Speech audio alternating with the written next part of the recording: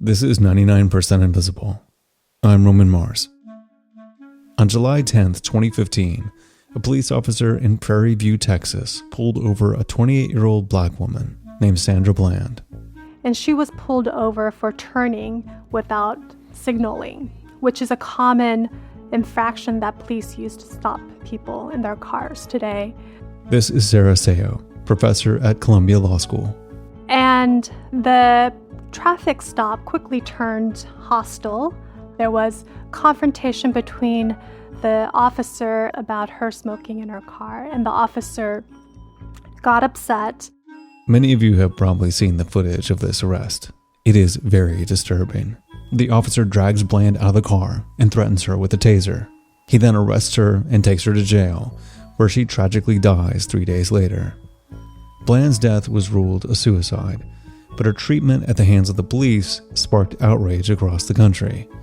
About a year later, the magazine The Nation published an article trying to analyze everything that went wrong leading up to her arrest. They focused not just on the incident itself, but her entire life's history, her experiences with unemployment, poverty, and mental illness.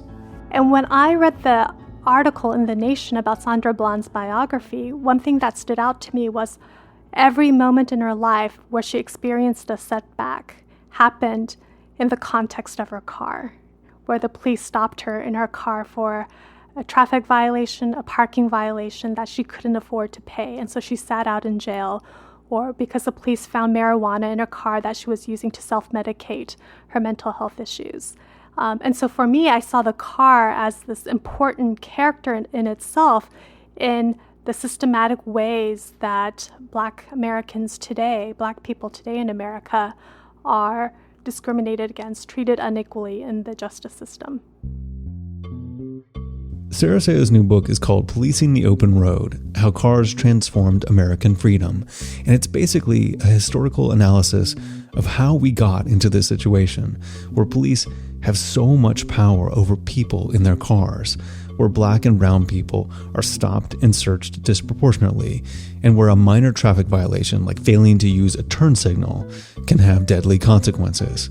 Seo brilliantly connects the history of modern policing with the history of the car.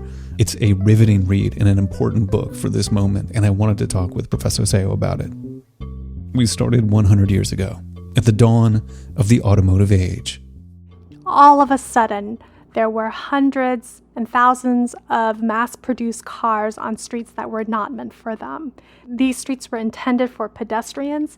Children played in the streets, trolleys, a few horse-drawn carriages that could be afforded by the wealthy. And to suddenly have dozens and then hundreds and then thousands of cars on these streets created chaos and created traffic. So what did we do to respond to the safety issues that were the result of thousands of cars being thrown onto city streets that were not designed for cars? So we have to think back to a time before the rules of the road became standardized. There were no moral sense of telling us what are the norms of driving on the road, right? And so local governments, when they addressed the traffic problem, had to pass a lot of laws setting forth norms so that everybody drove uniformly, because that was the best way to achieve safety on the road. Right. And there were so many of these new laws that it ended up being pretty confusing, especially because they varied from state to state and county to county. And so local governments needed to really work to get people to understand these laws and to follow them. Yeah, and they tried a mix of old ways of responding to social problems and while searching for new solutions, because a car was an innovation that they had not experienced before. And so some of the old ways that they tried to respond was through private voluntary actions. Ministers in churches gave sermons on Safety Sunday, exhorting their congregants to obey traffic laws. They also had schoolboys, preferably Boy Scouts, direct traffic near schools. Washington, D.C. even had women volunteer to manage traffic and report traffic violations. And so some of the old ways of governing relied on private citizens and volunteers to try to maintain order on the streets. But these were ineffective, and they were ineffective because average citizens who owned and drove cars refused to obey traffic laws. They kept breaking them. And one of the most common laws that they broke were speeding limits, which was the number one contributing factor to accidents. And so they realized relying on old ways of governing people, relying on their sense of honor to obey the laws wouldn't work. And so they started shifting towards police law enforcement. And the police at this time, they were not what we think of today. Like, police forces were really small. Officers weren't really trained for the job. They were often like plainclothes, and maybe they had a little tin star, almost like a night watchman or something. And they weren't really in the business of policing, the kind of upper middle class, otherwise law-abiding people who were all of a sudden driving around in cars and breaking all these new traffic laws. Exactly. And so what local governments throughout the country realized was that trying to enforce the law against normally law-abiding citizens, the respectable members of society, required somebody with more authority. It required somebody with good judgment. It required somebody who knew the laws, right? To stand head to head and toe to toe with the respectable members of society, even the wealthy ones who drove their cars too fast. And what they realized is they needed police officers to be professionals. Right.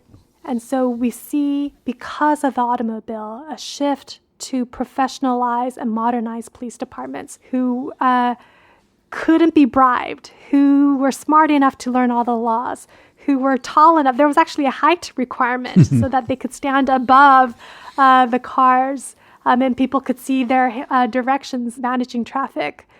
And so we see how the police profession itself become more specialized and exclusive out of necessity because of the need to discipline drivers.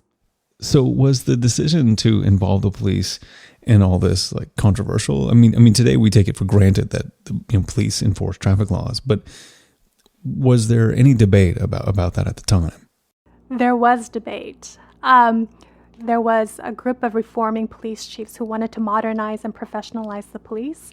And the person at the forefront of that movement was a police chief named August Vollmer. He was a police chief of Berkeley, California from 1905 to 1932. And a lot of police scholars today call him the father of modern policing in America. And he firmly believed that the police should not enforce traffic. He also believed that the police should not enforce vice laws because the police, as professionals, were crime fighters, and they should devote their time to fighting and investigating crime, not enforcing traffic laws or vice laws like prostitution or anti-liquor laws. Right. Like, he didn't see those as serious crimes worthy of the police's attention. Like it was more of an administrative task than professional police work. Yeah, and I think the other thing is that traffic quickly came to consume much of the police's time. It became a large part of their duties.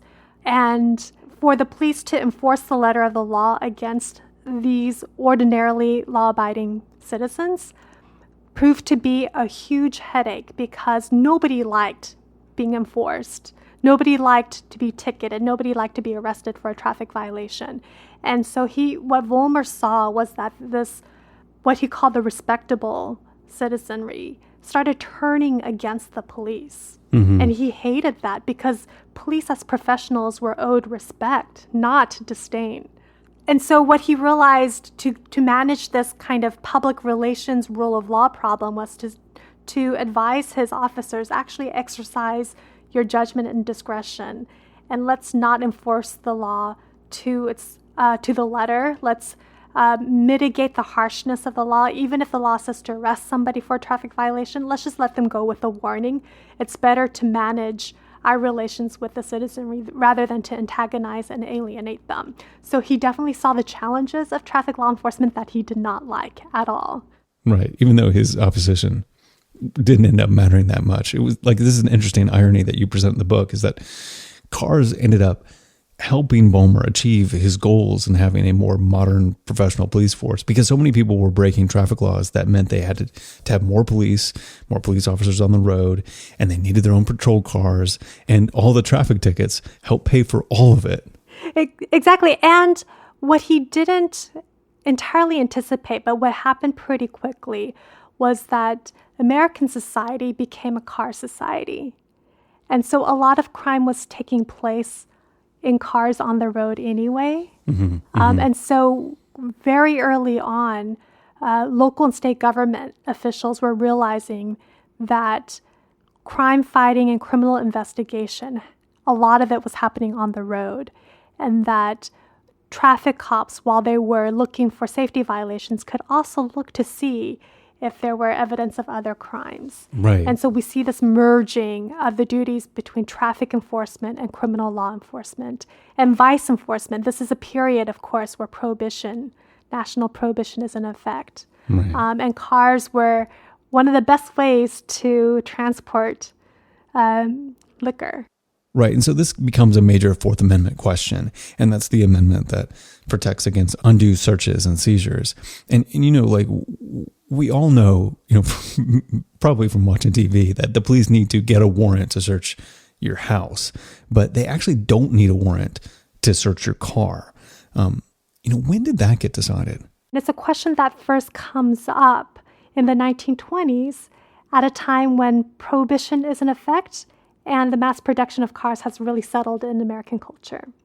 And the reason why this question of whether the police need a warrant to stop and search a car becomes such a big issue in the 1920s is because bootleggers realized that one of the best ways to transport their illicit liquor is in their cars.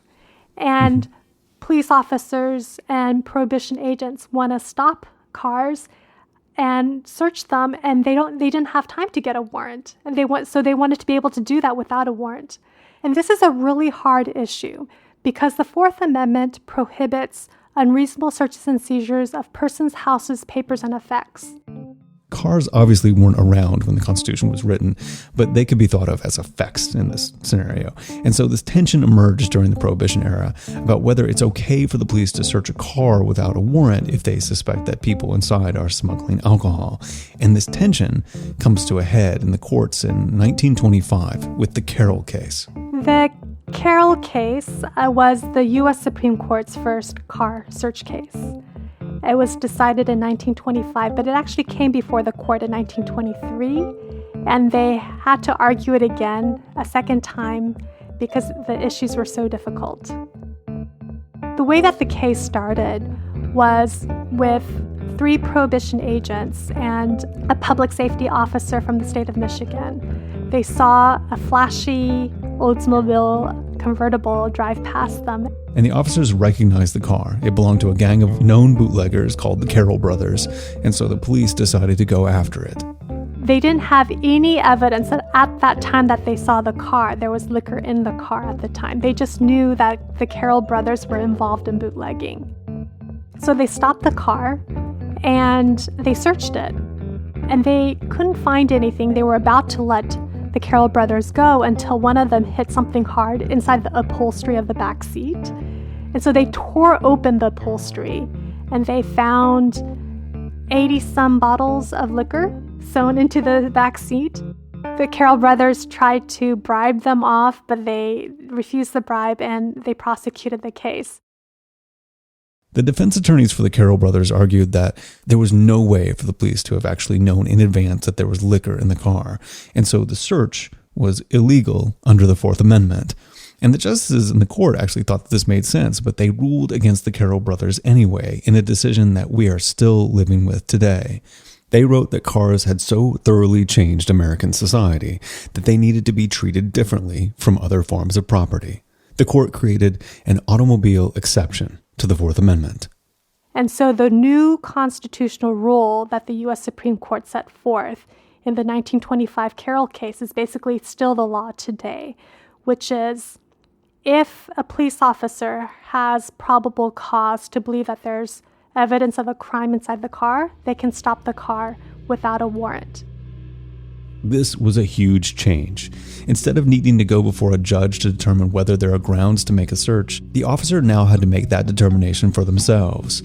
And if they got sued later on, the police just needed to tell the judge, I had probable cause because of these set of facts that I saw on the road. And what judges and courts have done throughout the 20th century is exercise what critics have called judicial charity. Another way to put it is courts have often believed the police's account of probable cause. And so over time, over the 20th century, probable cause has become this very loose standard. The impact of the Carroll case went beyond cars. 40 years later, in Terry versus Ohio, the Supreme Court legalized stop and frisk, and they justified that decision by pointing to Carroll. The court accepted the logic of Carroll that the Fourth Amendment had to evolve to be reasonable to meet the circumstances of a modern world. And so it adopted and cited the Carroll decision for that proposition. The Fourth Amendment protects against unreasonable searches and seizures, but over the course of the 20th century, what constitutes a reasonable search has been pretty hard to pin down. Fourth Amendment reasonableness analysis has this phrase that comes up a lot in the cases. What is reasonable depends on the totality of the circumstances. Each case has to be decided on its own, case by case. And so when you have each case decided on its own, and the police comes before the court testifying as to why he or she acted in this way or that way, a judge is likely to say, you're right. I can't judge what you did in hindsight. What you do is a difficult job, often dangerous. I'm going to give you the benefit of the doubt. So Fourth Amendment reasonableness determinations have, for the most part, sided with the police. And over time, that has just given police a lot of discretionary authority. And how has the increased discretionary power impacted the racial dynamic of policing? So the interesting thing about the history of discretionary power is that in the early 20th century, discretionary power was seen as a good thing for citizens because an officer who exercises discretion could say, you violated the speed limit, but I'm going to exercise my discretion and just let you go off with a warning. Don't do it again, right? But the police exercise their discretion with respect to the poor and people of color to pull over black and brown drivers more often than white drivers. They exercise their discretion to search the cars of black and brown drivers more often than white drivers. And oftentimes, and this is based off of a study conducted by the Stanford Open Policing Project, oftentimes they search cars with little suspicion or no suspicion at all when it comes to drivers of color. And so discretion today allows the police to exercise their authority in discriminatory ways. Right. And I mean, if we go back to the Sandra Bland case, I guess we can't say for sure it was racial profiling, but she failed to use a turn signal and the officer chose to use that minor infraction as an excuse to go much further. And I guess what's disturbing about it is that it's not really clear that the officer did anything technically illegal. Yeah, the New York Times asked 3 or 4 legal scholars to look at the video of the encounter and answer the question, was the officer who pulled over Sandra Bland justified in doing what he did? And they all believe that the officer went too far, but they couldn't say that definitively because constitutional law allowed almost all of the actions that he took. The officer can make an arrest for a minor traffic violation. That's reasonable policing. And so the definition of reasonableness has become very broad and capacious. Yeah. I mean, that's the thing that I find sort of amazing about all this stuff happening at once is you have this technology, this thing, the car, is created. It takes over American society, and it is a place of diminished Fourth Amendment protections and a place where you can be policed, kind of capriciously because of the litany of rules that you could possibly be breaking at any one moment in which you could be stopped. And so it creates this perfect void where the discretion of the officer just fills that void. Yeah, and I think an important point is to think about the context of traffic laws. Almost everybody violates some traffic law at some point, right? Speeding is a common one. So the police officer can choose who to pull over for a traffic violation, right? And during that traffic stop, they can look for facts amounting to probable cause to search a car. And so you have traffic law enforcement merging with the Carroll rule, which gives police officers a lot of discretionary power if they want to start investigating. And add to that all these other doctrines that have been established over the 20th century with respect to cars. Another area of law is the consent doctrine, which is if an officer gets your consent to search your car, then the Fourth Amendment doesn't apply. And so a common scenario is a traffic or a patroller or an officer stops someone for a traffic violation, looks for facts that might amount to probable cause, but also asks, can I search your car? And once they have that, they don't need probable cause anymore. And a lot of searches are done through consent. And depending on the disposition of the officer, they can create probable cause, because if they react violently and people push back or react at all or stand up for themselves or assert that they have some kind of right in their person or in this space. I mean, this is what happened with the Sandra Bland case. I mean, there's no reason why he necessarily had to be offended by her having a cigarette, that escalated that incident. And because of that, it escalated to the point that she was arrested and she died. And so, again, it just creates this mess of things where one person has too much power because of this confluence of technology and law and how we police it. And I would add that critics had predicted this as soon as the 1925 Carroll decision came out, right? There was one critic that said, reasonable or probable cause is a standard that allows the police to be wrong in some circumstances. Now, if you have that kind of standard, a police officer can fudge the truth a little bit, maybe even falsify probable cause. So these critics were already anticipating the abuse that could happen with the probable or reasonable cause standard for warrantless car searches. And we see that today. There was a New York State judge last year who complained about the odor of marijuana as this kind of cliche in police accounts of probable cause, because the odor of marijuana is a fact that supports probable cause. Yeah. But how do you disprove that there was odor of marijuana in the car later in a court of law? It really comes down to whether the judge believes the police officer that he or she smelled marijuana in the car. There's nothing else that a person can do to disprove that fact other than to challenge the credibility of the officer. And so this odor of marijuana has become this really common thing that officers will add to their account in the totality of the circumstances to support probable cause. Yeah. I mean, one of the things that's pretty amazing is that, I'm, a white man in his 40s. I can afford to hire a good lawyer. And if a police officer pulls behind me in my car while I'm just what I think of is behaving normally and in adhering to the rules, I get scared. I think I've done something wrong, or I think there's the potential that I will do something wrong. And I can't even imagine what that is like for someone not in my situation, for a black man where the risk is so much higher. Why have we accepted this? Why have we accepted this dynamic where an individual police officer has so much power over a person in their car? I think we accept it. And I think the reason why judges have accepted it is because of the dangers of cars. Mm-hmm. Cars are really dangerous. Road safety is a big issue. I am scared of drunk drivers. And they're a huge problem on the road, right? I want to be protected by the state. That is a legitimate function of the government. It's just that because we've delegated that task to the police that also handles criminal enforcement, that's caused so much of the problems we see today.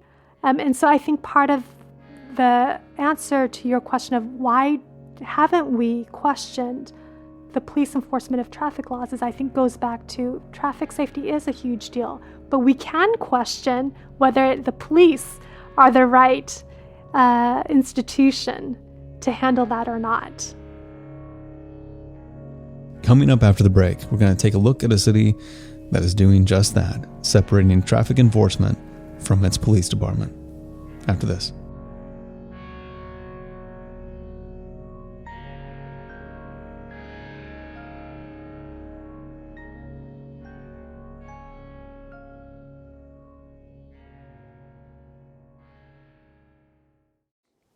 So the town I live in, Berkeley, California, I live in Berkeley.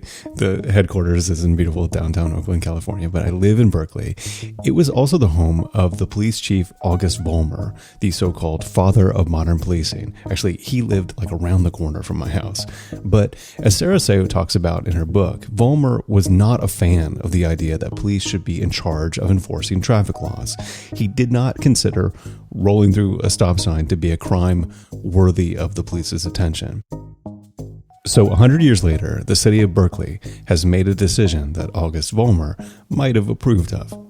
Yeah, so in July of 2020, Berkeley City Council passed this big omnibus motion related to policing. And one of the strategies in there had to do with traffic.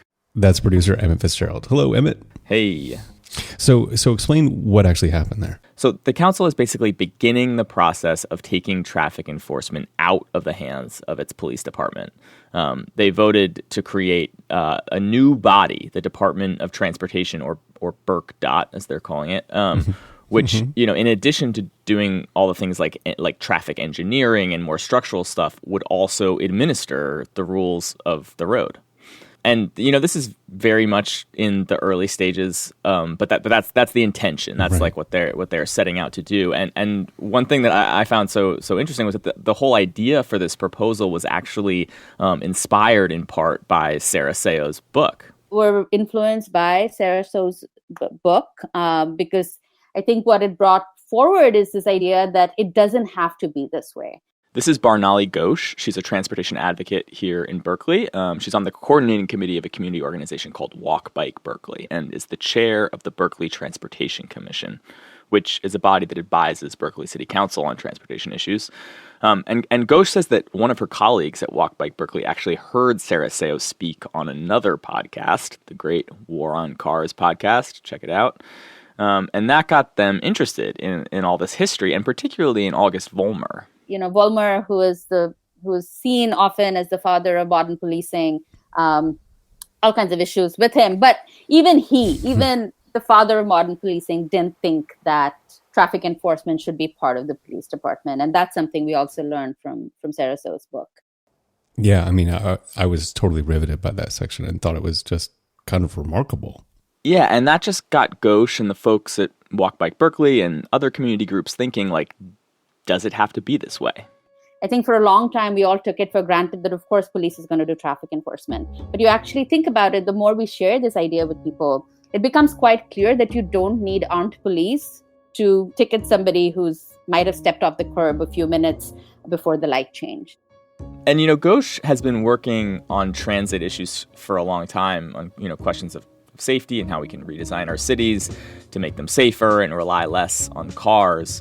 And she says that enforcement, you know, has always been a major obstacle to getting everyone in the community on board. We do have a lot of anger against cars, which are dangerous. We are upset when people park in the bike lane, and enforcement is seen as a tool to create safe streets. But we as transportation advocates are really tired of using transportation safety as a way to stop people. The folks in our community, especially Black community members, were telling us, we do not want more police in our neighborhoods so you can have safety. So we were already beginning to think about what safety looks like from an inclusive perspective. So not just not getting hit by a car, but also not being harassed by police when you're out walking in the streets. Okay, so Berkeley has created this new Department of Transportation that theoretically will oversee traffic enforcement. But what is that like specifically? Like who will be the person who like stops someone to give them a speeding ticket? Yeah, so I asked Bernali Ghosh about this, and again, it's like the very, very early stages of this, and so there is no concrete answer to that. But she gave me the analogy of a building inspector. So if a building inspector is coming in to check if you are up to code, they're not carrying a gun to enter your house, expecting that they might find drugs. So why is it okay then to use a violation of traffic safety to escalate to something more than that? That's a good metaphor. So something like a building inspector, but for traffic is the thing. Yeah, I think something kind of like that. An unarmed person who is an expert in traffic and transportation issues. And crucially, and this was an interesting part of the conversation, crucially, Ghosh is a person that could also, be a part of the effort to engineer and make our streets better. So that person could use, in responding to a specific incident, they're also able to help provide data on what went wrong from the perspective of urban design. They will be able to report back to BRCDOT, to the Department of Transportation, on what are some of the infrastructural issues that might be causing people to, are they not able to see the stop sign? Is there a tree branch blocking it? Right? So we hope that it can be somebody who is thinking whose main priority is traffic safety, not looking for crime. And Ghosh really emphasized this a lot in our conversation, that traffic enforcement should always be done in conjunction with better design and engineering. So anytime you have a violation, you ask, is there something about the way that these streets are designed that could have prevented this? Yeah. So like instead of the way it is right now, where policing is totally distinct from planning and engineering and design, it's just a layer added on top of all that stuff, and they do not talk to each other at all. Yeah, and Ghosh is very bullish on this, that, so many traffic problems are really design problems, and that we can reduce the amount of enforcement that is needed really dramatically if these different agencies work together and share data and design streets that are safe streets. So in our interview, I asked Sarah Seo about this new policy in Berkeley, and she said that she thinks it's really exciting and that it's a great way to reduce bad interactions between the public and the police, because traffic stops are the number one way that people come into contact with law enforcement. And I think this makes a lot of sense for several reasons. One is that the police today are trained in what is called the warrior mentality, because they are trained to deal with criminal suspects, to investigate crime, to pursue criminal investigations. They tend to see a lot of their encounters in that warrior mentality, which is not necessarily appropriate to traffic law enforcement when it's supposed to be a routine administrative task. I think that the history that I tell in my book points to some difficulties with this proposal, or some challenges to this proposal that have to be addressed. And what are some of those logistical difficulties? The argument that I make in my book is that the police became professionalized, they became modernized, they gained a lot of discretionary power because of the challenges of enforcing traffic laws on the general public. I saw this history repeat itself in the 1990s New York City experiment with meter maids, where New York City has these traffic agents that are not police officers, and they're informally called meter maids. And they issue citations for low-level offenses, mostly parking violations. And they realized the same thing that traffic cops in the 1920s and 30s realized. Enforcing traffic laws on the general public is a really hard task, and they got a lot of abuse. They were actually assaulted. And so what they wanted, what they lobbied for was to have the status and the authority of police officers, because they thought if I have the power of a police officer, then the public won't abuse me or assault me when I'm directing traffic. And so basically in New York City, they did everything they could to make meter maids more like police officers in the end. So they gave them blue uniforms and they gave them more power, and they kind of reinvented the police. Right, and then you end up in a situation that looks an awful lot like the one you were trying to get away from. So Sarah says that if Berkeley is going to create this like new class of traffic enforcer, the city is really going to have to work hard on public education and buy-in so that that type of like power and force is not required in this new enforcement body. So I think if the public understands the direct connection between their cooperation with traffic agents and society's reliance on policing, then that could go a long way towards not having to fall back into the cycle of increasing the discretionary authority of whoever it is that enforces traffic laws. So it's the really early stages of all this, but I think it's really exciting that people are trying to shake things up and try new things. Yeah. And interesting. I mean, it's cool for me to see Berkeley sort of at the center of all this history going back 100 years and now coming full circle. Yeah, it's almost poetic that it's happening here when it all kind of started here. So this is so cool. Well, thanks so much for bringing this in and adding this to the interview. Thank you. Yeah, of course. Thank you.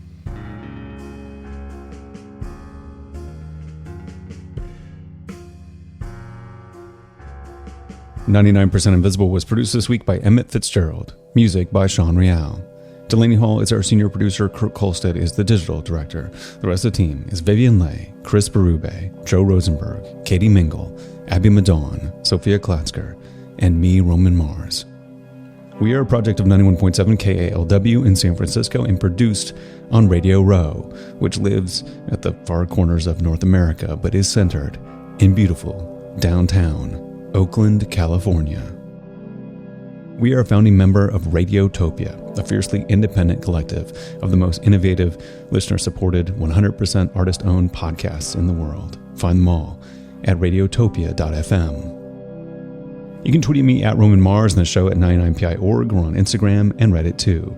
We're going to take a brief summer break so that we can breathe and prepare for all of our big plans in the fall about the book, which you can pre-order at 99pi.org/book, and the other special series we have coming. There's so much good stuff going on, but we just need a little bit of time to make it all happen and just also, take a vacation. So listen to all those back episodes that, you didn't get a chance to because of no commuting during COVID, but you can always keep tabs on us online at 99pi.org.